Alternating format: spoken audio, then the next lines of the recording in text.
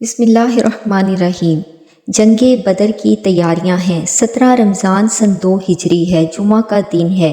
رسول اللہ صلی اللہ علیہ وآلہ وسلم نے تمام مجاہدین کو صف بندی کا حکم فرمایا تاکہ کوئی شخص آگے پیچھے نہ رہنے پائے۔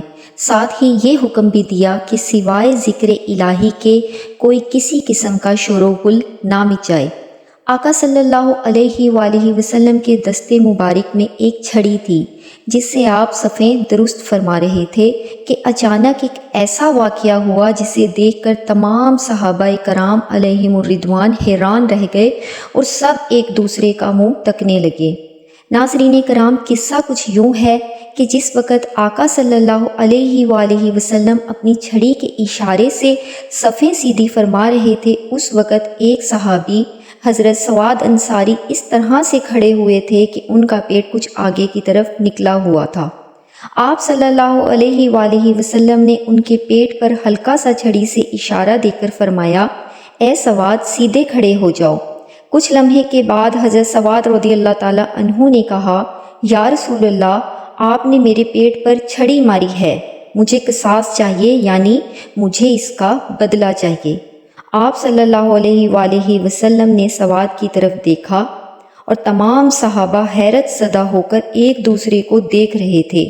یہ صورتحال کسی کو گوارا نہیں تھی کہ کسی کی حضور کے سامنے ایسی مجال، لیکن کریم آقا صلی اللہ علیہ وآلہ وسلم کے فرمان پر سب خاموش رہے اور بغیر کسی ناراضگی اور ناگواری کے آپ صلی اللہ علیہ وآلہ وسلم نے اپنے شکم مبارک سے اپنے کرتا مبارک کو اوپر اٹھا کر فرمایا، اے سواد، میں حاضر ہوں، یہ لو، تم میرے شکم پر چھڑی مار کر اپنا بدلہ پورا کر لو۔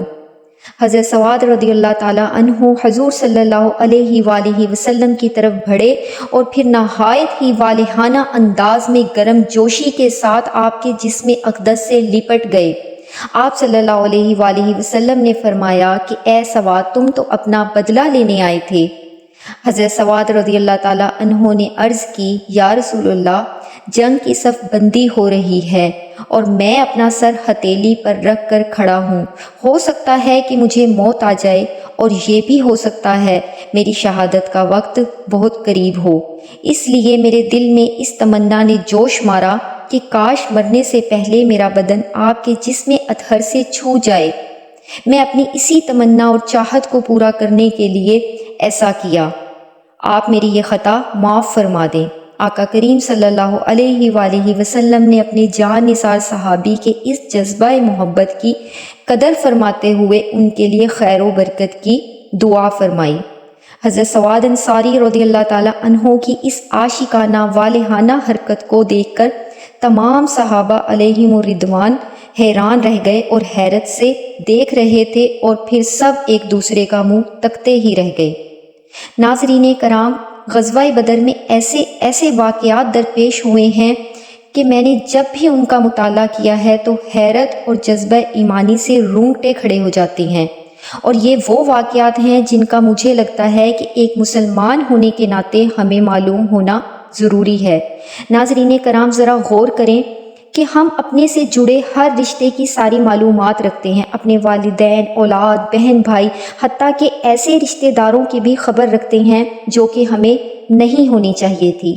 تو پھر وہ محبوب ہستی جو ان تمام رشتوں سے بڑھ کر ہے، جن پر میرے ماں باپ قربان، جن پر میری اولاد قربان، جن پر میری اپنی جان قربان، جو ہمارے لیے سب سے بڑھ کر خیر خواہ ہیں، جنہوں نے اپنی ساری زندگی غم امت میں گزار دی، تو کیا ہمیں ان کی مقدس حیات کا مطالعہ نہیں کرنا چاہیے؟